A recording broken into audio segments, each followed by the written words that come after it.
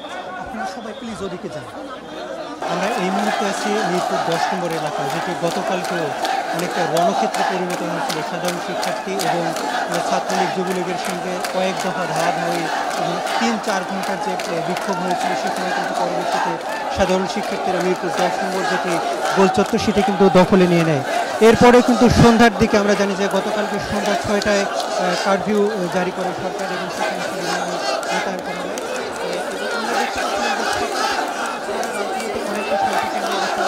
বিরাজ করেছিল, কিন্তু সকাল এখন থেকে দুপুর 12:30টার পরে মিরপুর 10-এর কাছাকাছি কয়েক হাজার মানুষ তারা কিন্তু মিরপুর 10-এর দিকে আসতে থাকে। তবে সেনাবাহিনীর পক্ষ থেকে যে ব্যারিকেড দিয়ে রাখা হয়েছে কাঁটাতারের, সেই কাঁটাতারের ব্যারিকেডের ভিতরে কিন্তু সেনাবাহিনী ঢুকতে দিচ্ছেন এবং তারা বলছেন যে তারা যেন আসলে শান্তিপূর্ণভাবে অবস্থান করেন। কারফিউ ভাঙার পরেও কিন্তু সেনাবাহিনী তাদেরকে কোনো ফোর্স প্রয়োগ করবে না বলে আসলে কথা দিয়েছে এবং সেই অনুযায়ী কিন্তু আমরা দেখতে পাচ্ছি সাধারণ শিক্ষার্থী এবং সাধারণ জনতা তারা কিন্তু মিরপুর 10-এর যে মূর্তি রয়েছে তার পাশে কিন্তু কাঁটাতারের বেলার বাইরে তারা অবস্থান করছেন এবং সেনাবাহিনীর পক্ষ থেকে বারবার একটি জিনিসের ঘোষণা দেওয়া হচ্ছে যে দুপুর 2টার দিকে সেনাপ্রধান তারা সেনাপ্রধান জাতির উদ্দেশ্যে এবং সেই ভাষণে একটি শান্তিপূর্ণ সমাধান হতে পারে বলে তারা আশা করছেন এবং সেটাই কিন্তু আশ্বস্ত করছেন এবং সাধারণ মানুষ সেই উপলক্ষে কিন্তু তারা সেই অপেক্ষায় আছেন এবং তারা কিন্তু অপেক্ষা করছেন। আমরা দেখতে পাচ্ছিলাম যে সকাল থেকে কিন্তু মিরপুর সহ সারা রাজধানীতে কিন্তু কয়েক স্তরে নিরাপত্তা ব্যবস্থা তৈরি করা হয়েছে এবং সেখানে সাধারণ মানুষ খুব একটা ছিল না। তবে আমরা দেখতে পাচ্ছিলাম যে ঠিক 12:30টার পরে শেওড়াপাড়া যে মেট্রো স্টেশন রয়েছে সেখান থেকে কিন্তু কয়েক হাজার মানুষ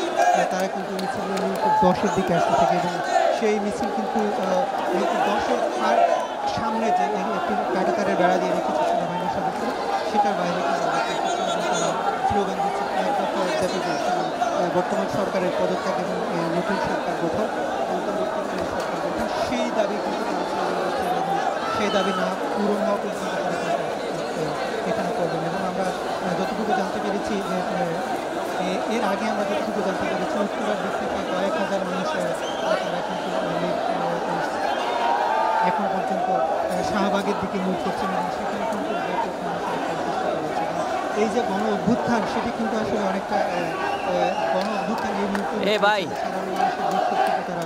ফেটে পড়ছেন এবং সরকারের পদত্যাগ না হওয়া পর্যন্ত তারা কিন্তু রাস্তায় এবং আমরা দেখেছিলাম যে সরকারের অন্যান্য সব বাহিনী যখন অনেকটা নিষ্ক্রিয় হয়ে যায় এবং তারা ব্যর্থ হলে তখন কিন্তু সেনাবাহিনীকে আমরা দেখেছিলাম যে র্যাব পুলিশের পাশাপাশি সীমান্তরক্ষী বাহিনী বিজিবি কিন্তু সারা ঢাকা শহরের আইনশৃঙ্খলা বাহিনীর সঙ্গে মোতায়েন করা হয় এবং সেটিও কিন্তু অনেকটা ব্যর্থ হয়। গতকালকে আমরা দেখেছি সারাদিন রাজধানীর বিভিন্ন এলাকায় আসলে সংঘর্ষ হয়, সাধারণ মানুষ সেখানে প্রায় 100 বেশি মানুষ নিহত হওয়ার ঘটনা ঘটেছে গতকালকে এবং সে কারণেই কিন্তু সরকার তাৎক্ষণিকভাবে কারফিউ জারি করে এবং সেই কারফিউ কিন্তু আজকে ঠিক দুপুর 12টার দিকে কিন্তু সব জায়গা থেকে আমরা খবর পাচ্ছি যে সাধারণ মানুষ কারফিউ ভেঙে তারা কিন্তু রাস্তায় নেমে এই সরকারের পদত্যাগ নেওয়ার পর্যন্ত তারা কিন্তু রাস্তায় অপেক্ষা করবেন বলে আমরা খবর পাচ্ছি। তো আমরা দেখতে পাচ্ছি যে সাধারণ মানুষ মিরপুরের রাস্তায় অবস্থান করছেন। এর আশেপাশে যেসব জায়গা আমরা দেখেছি এর আগে গাবতলী, টেকনিক্যাল মোড়, মিরপুর 1, 2 সেসব জায়গা আমরা ঘুরে দেখেছি, সেখানে কিন্তু ব্যাপক পরিমাণ সেনাবাহিনী এবং আইনশৃঙ্খলা রক্ষাকারী বাহিনীর সদস্যদেরকে মোতায়েন করা হয়েছে। তারা কিন্তু শান্তিপূর্ণভাবে অবস্থান করছেন এবং আমরা দেখেছিলাম যে গাবতলীর যে মেইন বাস স্ট্যান্ড রয়েছে তার সামনে কিন্তু যে ব্রিজটি রয়েছে সেখানে কয়েক স্তরের বেরিয়ার দেওয়া হয়েছে, সেখানে কিন্তু গাড়ি আটকে দিয়ে